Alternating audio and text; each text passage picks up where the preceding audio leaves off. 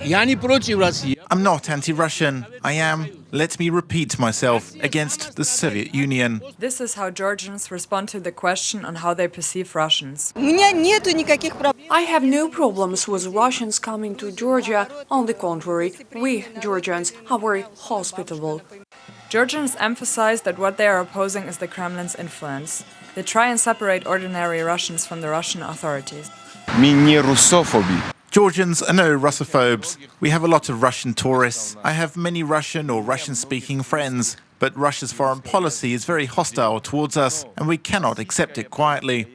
Yet, the Kremlin refuses to understand this. When protests began in Tbilisi, the Russian propaganda machine started to depict us in a similar narrative to what they have done to the Ukrainians, calling all of us Russophobes and nationalists.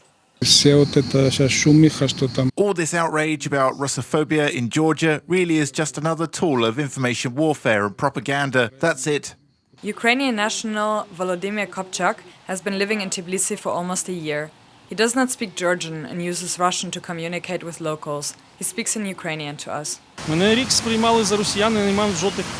For a whole year, people thought that I am Russian, and I had no issues. But personally, I don't like it. Someone in the Kremlin desperately needs Georgians to be Russophobic, but it doesn't go as planned. Because when something needs to be done, the way they operate is sorry, like idiots. What is in Ukraine? What is in Georgia? They do not understand that here there is no daily Russophobia. The Russian authorities and Vladimir Putin supporters are Georgia's enemies. Russians can come as tourists, but it's better not to talk about politics with us. If you talk about politics, you are an enemy. If they do not support Putin's policies, they are friends, brothers. It's all okay. It's all nice. Georgians will never be aggressive to Russians. Or let's talk about license plates. There are hundreds of cars with Russian license plates. Beka Baselaya also agrees. He believes that propaganda is the only thing kept the Kremlin afloat for years.